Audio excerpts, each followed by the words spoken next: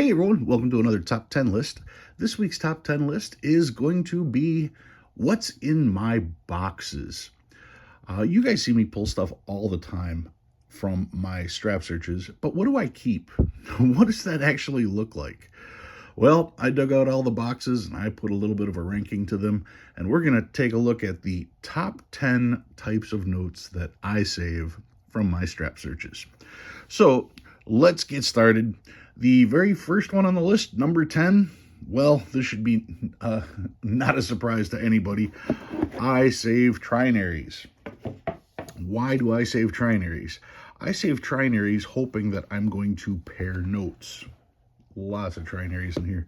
Well over 1,000, probably closer to 1,500 trinaries when I squish them together. I mean, there's my hand. So my full hand and then another 500 there. Yeah, trinaries, I know they have no additional value, but I also know that it's still worth $1. And if I pull out one or two trinaries, or if I pull out a trinary from every strap that I search, that means it costs me $1 to look through that strap, essentially. And I have all those notes in this box. Anytime I want, I can turn these back into the bank and get my money back. Well, it's not that I'm getting it back. My money is right here. But I can still spend it. It didn't cost me anything.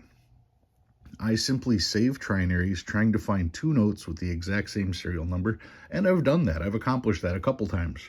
But now that I've got them, I just figure it will be easier as time goes on to continue to save money. Like I said, great savings account.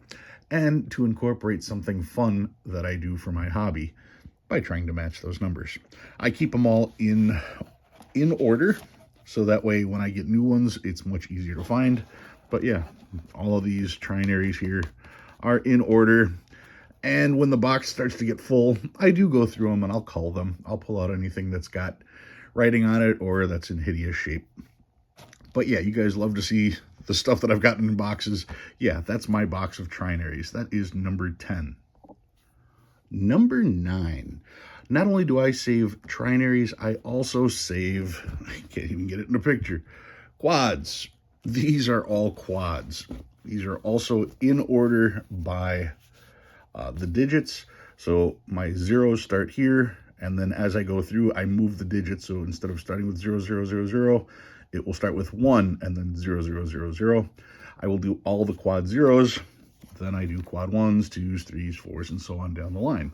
That way I keep my quads in order, so once again, I can also find pairs. Are they worth anything? No. Are the pairs worth anything? I don't know. It's just neat finding two notes that have the exact same serial number.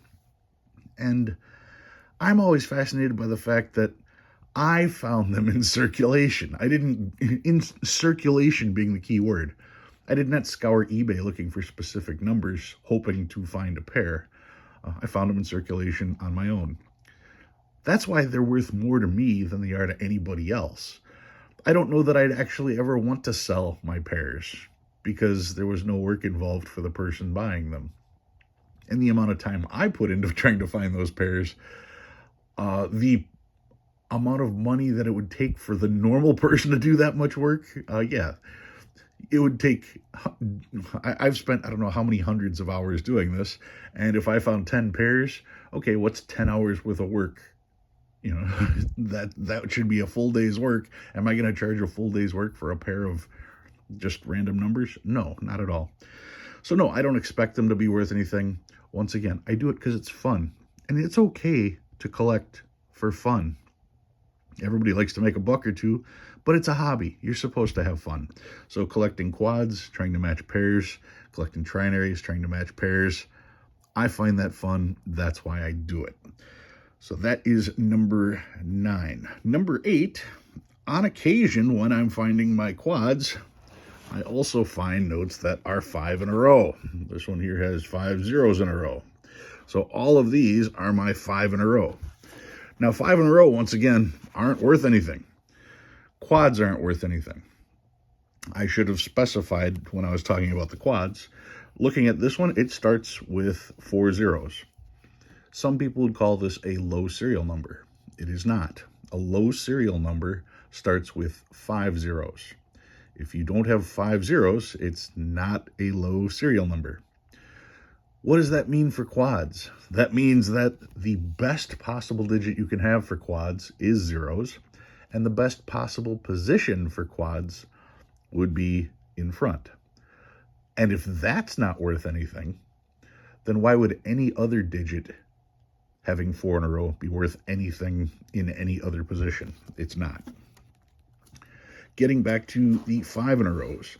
With 5 in a row, you can see how many quads I have versus how many 5 in a row I have. And yeah, that number dwindles quite a bit. Even 5 in a row still don't carry any value. What you're looking for is 6 in a row, or 7 or 8 in a row.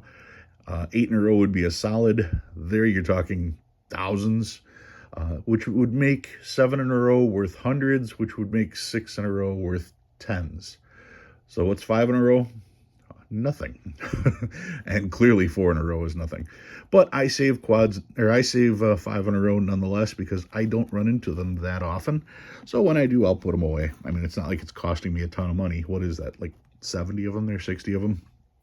I can put away $70 over the course of 10 years of strap searching. So that is number 8. Number 7. I put away stars. You can see this box here. On this side, these are all stars. There's approximately 1,100 stars in here. I do go through my stars every once in a while just to pull out anything that is trashed or is writing or is torn, and I'll send those back in circulation. I tend to keep my stars in order. You can see here the very first one. This one happens to be from 1969. Yes, this one is trashed. Yes, it's got tape on it, but it's a star. I don't have very many stars from the 60s that I found in circulation, so that I keep. But yeah, all of my stars are in order by year. Each year is in order by Federal Reserve, and each Federal Reserve is in order numerically. So yeah, take that for what it's worth. Now, I say that about stars. That's only on this side. I do have 2 other types of stars. One group is this small group behind, which has got maybe 100 notes in there. Those are my 2013 B star notes. I had over 100 of those in the past, and I sold them for 20 bucks a piece. Somebody offered me $2,000 for those 100 notes. How do you pass that up? So I sold them. These are the ones that I have been saving since that particular sale. So whenever I find a 2013 B duplicate series, that's what's in here. And the other star notes that I have that aren't in here are the ones that are rare. So I know that all of the star notes in this box, these are all from print runs of 3.2 million. I've got a envelope where I keep the ones that are from shorter print runs, just to make sure that I don't accidentally cull those. So those are my stars. That is number 7. Number 6 is this side, and what's on this side are my old notes. You hear me say all the time, I save notes that are 20 years or older. So right now, I save anything that's 2003 and older. And I've always saved notes that were 20 years and older. When I started, you're talking, I was saving stuff that was from 1999 and back. And you ask why? Well, because there are a lot of things that at the time I did not know. But I also knew that you don't see very many notes from 1999 and older. So for me, it was just natural to set those aside. Now, because I did that, as I learned things throughout my collecting career, I was able to go back and check.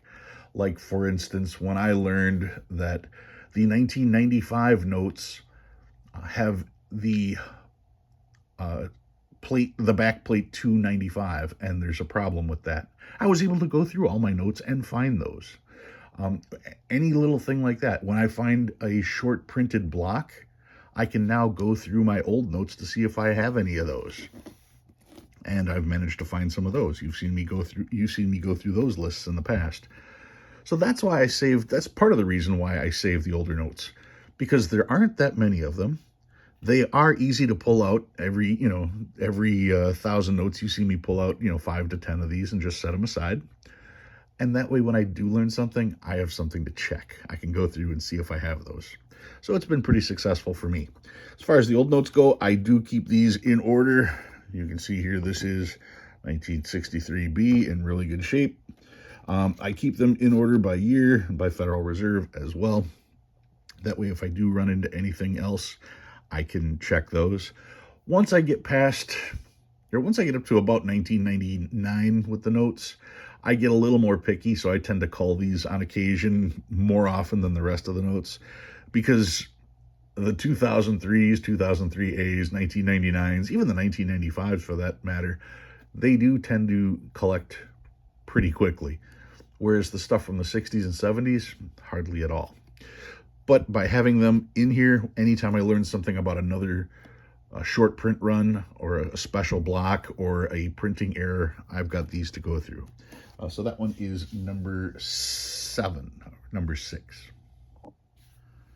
Number 5, you hear me saving alternators. Here is my stack of alternators. Now, alternators are just as common as quads because that's all it is. An alternator, you're talking, has 4 digits every other spot. So you've got 1, 0, 1, 6, 1, 9, 1, 8. Once again, no additional value on these, but these are just as rare as quads. It's simply, instead of looking for the first 4 digits or the second 4 digits being together, you're looking for every other digit. So yeah, there are literally just as many combinations of alternators as there are quads. The difference being that these are much harder to see. When you're flipping through it, when you see 4 numbers in a row, that stands out very well. But when they're alternating like that, your eye doesn't necessarily pick up on them. So I do pull them when I see them, but as you can see, I can hold them all in my hand, and this is about 120 of them. Compared to the 1,000 of quads I have. I save them. I've never matched one. I'm sure I will eventually, but haven't done that yet. So I do save the alternators. That's what I've got there. That one is number 5. Number 4, I have a bunch of birthday notes. The problem is these aren't all real birthday notes. Some of these are in order like this. You got 3/7/1917, so that would be March 7th, 1917. That's a real birthday. But then there are other notes where it has the day first, 26th of January, 1991, but that's the wrong order. Still neat, but the wrong order. Then other notes, I have the year first, 2007, the 15th of February. So yeah, the number of notes that I have that are in the proper order compared to the number of notes that are simply just regular birthdays, I mean, it's a very small number. It's something like only about this many are true birthday notes. Because a lot of times those two are also hard to spot when you're looking for everything else and you're going through thousands of notes at a time. But I do have them. One of these days, I'm going to put all the real birthday notes up on eBay. So if you're interested, you'll be able to go through there and see if your birthday or if your spouse's birthday is in there. As far as the other ones, I'm not going to put them up. I just, there's too many of them to start with. And they're just, what value do they have? If you want to pay money for your birthday note, I can understand you wanting to pay for having the exact note. But to have a note that's close, well, why would you pay money for that? And what if I found another one that was that was close to your birthday? Well, now you've paid, at this point, what a real birthday note would cost. And you still don't have a real birthday note. So I don't know. I save them because I'm a pack rat. I don't know what else to say about that. But that one is number 4. Number 3 is this group here, which I call interesting notes. So these don't fall under anything specific, but every one was interesting for a different reason. I'm not going to go through them all, but this one here has got this little dot of green right here. To me, that looked out of place, so I saved it. Anytime I tell you guys, here's one that's got artwork on it. George just got the glasses on there. Here's one that somebody stamped with a bingo dauber. Not worth anything, but I've seen people trying to sell them. Random stamps and stuff on these. Here's another one. I grew hemp. So these are just the interesting notes. anything that I found while collecting. Somebody stamped "Feel the Burn." That's funny. You know, just all kinds of random stuff on these notes, different drawings, art notes. So yeah. Oh, there's a, like, that's what I put as interesting. It's 4 quads. Is that worth anything? Some people say it is. I don't think so. I thought it was interesting, so there it goes. I love you, Mikey, 1113. That's kind of cool to see on a note. But yeah, that's my interesting stack. And I go through that every once in a while just to see what kind of stuff I find. That's where all the oddities go when I do my searches, because you see me show them all the time. So that's number 3. Number 2, when I started, I put binaries in a small little group, and here they are. These are all binaries. There's 3s and 7s, 0s and 8s, like 8, 8, 8, 8, 8. But yeah, definitely a binary. 3s and 2s here, 8s and 7s here. That one's pretty cool. 3, 2, 3, 2, 2, 3, 2, 3. Wait a second. No, 3, 2, 3, 3, 2, 3, 2, 3. Yeah, so these are all binaries. You really got to look at some of these just to make sure they're not radars or repeaters. And yeah, I started saving these. I started putting them in their own little thing. But after a while, I realized that, yeah, binaries are rare. Binaries do have value, so I started putting them in sleeves. So the amount of binaries I have just set aside specifically that way isn't very big. I do have more than that. I keep those in sleeves. So that is number 2. And finally, number 1, you can see back here, anytime you see me find a note and put it in a sleeve, that's what's back here. I don't even remember if I put these in any type of order.